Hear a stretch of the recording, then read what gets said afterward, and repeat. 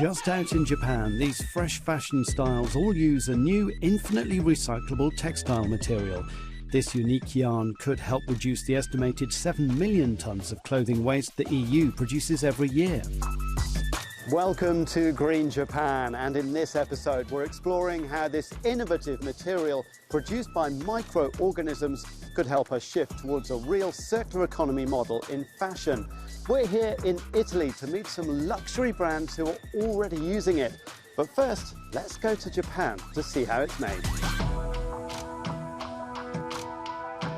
Tsuruoka in northwestern Japan is known for its fine food and tradition of silk making.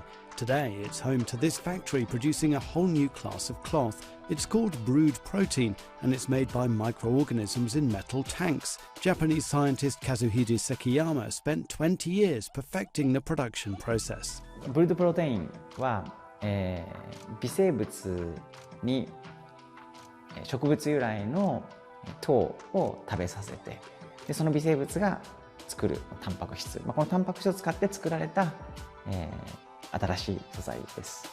This is what the protein material actually looks like, a pale cream thread similar to wool, cashmere or silk. The researchers are finding ways to feed the microbes anything from agricultural waste to discarded clothing. Mr. Sekiyama explains the process. 目的のタンパク質を微生物がたくさん作ってくれますので、それを抽出、生成する。で、さらにその生成されたタンパク質、粉状のものですけども、これをさらに溶媒に溶かして繊維状に加工します。で、そうすると最終的にはこういった連続繊維として取れてきますので、この繊維をアパレルであったりですとか、さまざまな産業分野で使えるような形に加工していきます。In Europe, a traditional Italian textile mill is already using the brewed protein material.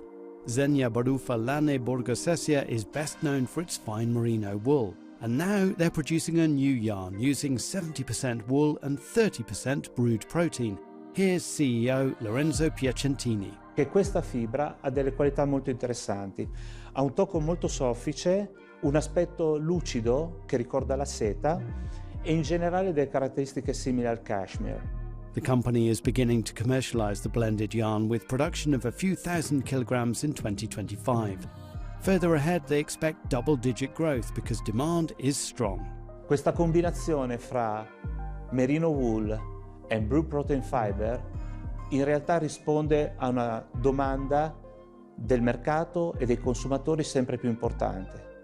Avere dei garments che abbiano delle fibre di qualità e fortemente circolari. È una tendenza che è soprattutto forte nelle nuove generazioni e che sarà sicuramente il driver dei prossimi anni. The demand for sustainable solutions means several Japanese fashion brands are already marketing clothes that blend in the microbe-made materials. Here in Europe's fashion hub Milan, the Caring Group, owners of brands like Gucci and Saint Laurent, are also studying how to use it. At their Materials Innovation Lab, director Christian Tubito sees brewed protein adding durability and a sporty feel to coats, scarves and accessories. For me, every time that I touch this kind of materials, it's like to open a world of possibilities, and that needs to be discovered, that needs to be investigated. Part of that process is working with Spiber's sustainability expert Kenji Higashi in the Biocircular Materials Alliance, an industry initiative to create clothes that were conceived to be ready for recycling by microorganisms. We're trying to figure out how you can design a product using combinations of materials and chemicals that have a way out, have a way to be recycled. Which combinations of fibers can be separated at the end of use? Which dyes are compatible with circularity at the end of use?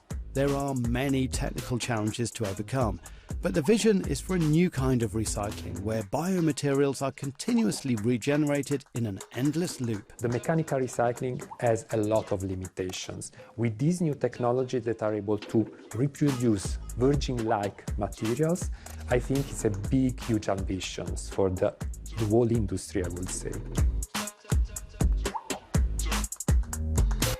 Well, that's all we have time for, but you can read a lot more about the circular economy on Euronews.com. And I'll see you next time.